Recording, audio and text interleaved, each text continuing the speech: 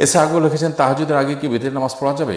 তাহাজ্জুদের আগে বিতরের নামাজ পড়বেন না, বিতরের নামাজ হবে শেষ নামাজ। নবী সাল্লাল্লাহু আলাইহি ওয়াসাল্লাম বলেছেন যে আখিরু সালাতিকুম বিল্লাইলি বিতরা, তোমরা রাতের শেষ নামাজ হবে তোমাদের বিতির। তবে কোনো কারণে যদি বিতরের নামাজকে আপনি রাতের শেষ নামাজ না করে আগে বিতির পড়ে ফেলেছেন, পরে সুযোগ পেয়েছেন বিতির পড়া, সেটা জায়েজ আছে। কামরুল হাসান লিখেছেন যদি রাতে স্বপ্নদোষ হয় আর আমি না বুঝতে পেরে গোসল ছাড়াই ফজর নামাজ পড়ি, তাহলে কি আমার নামাজ হবে কিনা? আপনি না জেনে না বুঝে যদি এটা করে থাকেন, পরবর্তীতে সে নামাজ কাজা করবেন, কারণ তার এই নামাজ হয়নি। মোমিন খান লিখেছেন সন্তান জন্ম হওয়ার পর যদি আজান দেওয়া না হয় পরবর্তী করণীয় কি? আর পরবর্তীতে বিশেষ কোনো করণীয়, যদি আজান দেওয়া মিস হয়ে থাকে তবে আজান দেওয়াটা মুস্তাহাব।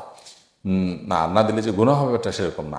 নাইন খান লিখেছেন সুদখোরের বাগানের ফল খাওয়া যাবে কিনা? যে ব্যক্তি সুদখোর, তার বাগানের ফল, এটা যদি তার সুদের উপার্জন থেকে না আসে, সুদি ইনভেস্টমেন্ট থেকে না আসে, তাহলে সেটা খাওয়া যেতে পারে। ফারজানা রোমার লিখেছেন নামাজ পড়ার অবস্থায় যদি মাসিক হয় তাহলে করণীয় কি? নামাজ পড়া অবস্থায় মাসিক হলে নামাজ ছেড়ে দিবেন এবং মাসিকের যে বিধিবিধান আছে সেটা প্রযোজ্য হয়।